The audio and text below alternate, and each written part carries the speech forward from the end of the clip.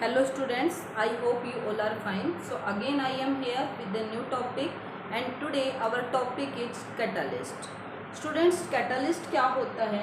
Catalyst is a substance which increases or alter the rate of reaction without consuming itself in the chemical reaction. Means catalyst वो substance होते हैं जो reaction के rate को increase करते हैं, reaction के रेट को अल्टर करते हैं, लेकिन अपने आप को रिएक्शन में इन्वॉल्व नहीं होने देते without involving itself, without consuming itself, केवल वो रेट ऑफ रिएक्शन को इंक्रीज करते हैं. So those substances are known as the catalyst. For example students, मान लो हमारे पास है potassium chlorate, potassium chloride. Okay, potassium chlorate से अगर हम इसको हीट करते हैं in presence of manganese dioxide, in presence of the manganese dioxide, then we will get potassium chloride and oxygen. Students, इस रिएक्शन के थ्रू हम ऑक्सीजन प्रिपेयर कर सकते हैं. ऑक्सीजन को एज ए प्रोडक्ट हम लेते हैं और जिस ऑक्सीजन को हम ऑक्सीजन सिलेंडर में भी यूज़ करते हैं. सो स्टूडेंट, अगर यहाँ पर हम MnO2 की प्रेजेंस नहीं लेते, मैग्नीज डाइऑक्साइड की अगर हम प्रेजेंस नहीं लेंगे तो रिएक्शंस को प्रोसीड होने में घंटों लगते हैं. ओके, लेकिन अगर हम इस रिएक्शन को मैग्नीज डाइऑक्साइड की प्रेजेंस में करते हैं तो रिएक्शन कुछ ही मिनटों में हो जाती है.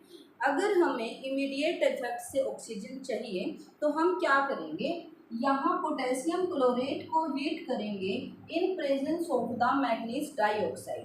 तो ये क्या करेगा, रेट ऑफ रिएक्शन को इंक्रीज कर देगा, रेट ऑफ रिएक्शन को बढ़ा देगा, रिएक्शन के रेट को बढ़ा देगा, जिससे हमें प्रोडक्ट इजीली मिल जाएगा.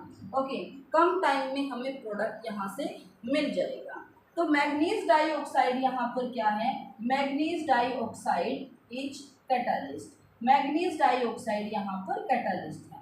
तो कैटालिस्ट वो सब्सटेंस होते हैं जो रिएक्शन के रेट को तो बढ़ाते हैं लेकिन रिएक्शन में पार्ट नहीं लेते, अपने आप को इन्वॉल्व नहीं होने देते, कंज्यूम नहीं होते, वो केवल रिएक्शन के रेट को बढ़ाते हैं. उन सब्सटेंसेस को हम क्या कहेंगे, कैटालिस्ट. तो इस रिएक्शन में कैटालिस्ट कौन है, मैग्नीज ऑक्साइड डाइऑक्साइड. ये क्या करता है, घंटों का काम मिनटों में, रिएक्शन के रेट को बढ़ा देता है. ओके स्टूडेंट्स, अब हम देखेंगे कुछ और important points related to the catalyst. First one, a small amount of catalyst is sufficient to bring about a large change in the rate of the reaction. Means हमें कैटालिस्ट का थोड़ा ही amount चाहिए किसी रिएक्शन के rate को बढ़ाने के लिए. कैटलिस्ट का एक छोटा सा अमाउंट रिएक्शन के रेट में बहुत बड़ा इफेक्ट दिखाता है. Okay, so we need only a small amount of the catalyst to increase the rate of reaction at large extent. Second one point is a catalyst can not initiate the reaction. Students, catalyst कभी भी reaction को initiate नहीं करता. अगर कोई reaction ऐसी है कि रिएक्शन होती ही नहीं है, हमें कुछ रिएक्टेंट्स को आपस में रिएक्ट करने से प्रोडक्ट मिलता ही नहीं है, हम कैटालिस्ट डाल देंगे तो ये नहीं होगा कि वो रिएक्शन प्रोसीड हो जाएगी. नहीं, ये केवल अगर कोई रिएक्शन होती है, पहले से ही रिएक्टेंट आपस में रिएक्ट करके हमें कुछ प्रोडक्ट मिलता है, रिएक्शन अगर प्रोसीड होती है तो ये केवल उस रिएक्शन के रेट को बढ़ाता है. लेकिन जो रिएक्शन होती ही नहीं, वहाँ पर कैटालिस्ट का कोई इफेक्ट नहीं है, वो रिएक्शन को इनिशिएट नहीं करता, स्टार्ट नहीं करता. Okay, so catalyst can not initiate the reaction. It can alter only rate of the reaction, it can increase only rate of the reaction.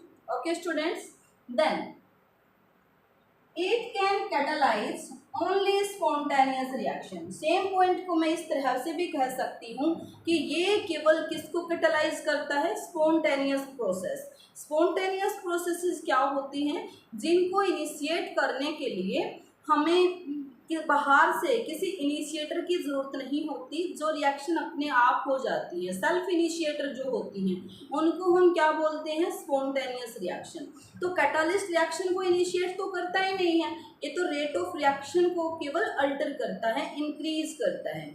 Okay student, so catalyst केवल किसके लिए applicable है, it is applicable only for the spontaneous process. Our next point is catalyst does not alter free energy change। Means ये delta G की value में free energy change में भी catalyst का कोई भी इफेक्ट नहीं होता। डेल्टा जी की वैल्यू जो पहले है वही रहेगी, कैटलिस्ट डालने से कोई फर्क नहीं पड़ेगा। And it does not alter value of the delta H. ये एंथैल्पी चेंज पर भी इसका कोई भी इफेक्ट नहीं होता, पहले से जो एंथैल्पी चेंज है वही रहेगा। कैटालिस्ट डालने से डेल्टा जी की वैल्यू पर और डेल्टा एच की वैल्यू पर कोई भी फर्क नहीं पड़ता। But it decrease the activation energy. Catalyst का काम केवल क्या होता है, कैटालिस्ट क्या करता है, किसी भी रिएक्शन की एक्टिवेशन एनर्जी को कम कर देता है, रिएक्शन के पाथ को कम कर देता है, जिससे रिएक्शन हमारी क्या हो जाती है, जल्दी हो जाती है। और स्टूडेंट अगर मान लो कोई रिएक्शन रिवर्सिबल है तो कैटालिस्ट का इफेक्ट फॉरवर्ड डायरेक्शन में और बैकवर्ड डायरेक्शन में, दोनों ही डायरेक्शन में कैटालिस्ट का इफेक्ट क्या होगा, सेम होगा। ये नहीं कि कैटालिस्ट का इफेक्ट फॉरवर्ड डायरेक्शन में ज़्यादा होगा बैकवर्ड में कम होगा, नहीं, इक्विलिब्रियम पर कैटालिस्ट का कोई इफेक्ट नहीं जाएगा, दोनों ही डायरेक्शन में वो सेम वे से काम करता है, सेम स्पीड से काम करता है। ओके, तो अगर रिएक्शन हमारी रिवर्सिबल है तो सेम एक्सटेंट से वो फॉरवर्ड रिएक्शन पर भी काम करेगा, उसी सेम रेट से बैकवर्ड डायरेक्शन में भी काम करेगा। So it does not effect the equilibrium reaction. Students, catalyst can not change the product. Product हमें जो मिलना है केवल वही प्रोडक्ट हमें मिलेगा, ये नहीं कि हमने प्रोडक्ट चेंज करना है तो हम कैटालिस्ट चेंज कर देंगे, नहीं। कैटालिस्ट का केवल एक काम है, वो रिएक्शन के रेट को बढ़ाता है, अल्टर करता है रिएक्शन के रेट को। ये नहीं कि रिएक्शन नहीं हो रही, इनिशिएट ही नहीं हो रही रिएक्शन नॉन स्पॉन्टेनियस है, कैटालिस्ट उसको करवा देगा, ऐसा बिल्कुल नहीं है। ऐसा नहीं है कि हम उससे अपने अकॉर्डिंग प्रोडक्ट ले सकते हैं, बिल्कुल नहीं। जो हमें रिएक्शन से प्रोडक्ट मिलेगा प्रोडक्ट वही रहेगा, कैटालिस्ट प्रोडक्ट को चेंज नहीं कर सकता। Okay student, so this is all about the catalyst. I hope this small topic is clear to you. If you have any doubt, you can comment me, okay? And if you like the video, please like, share the video and subscribe the channel. Thank you. Have a nice day.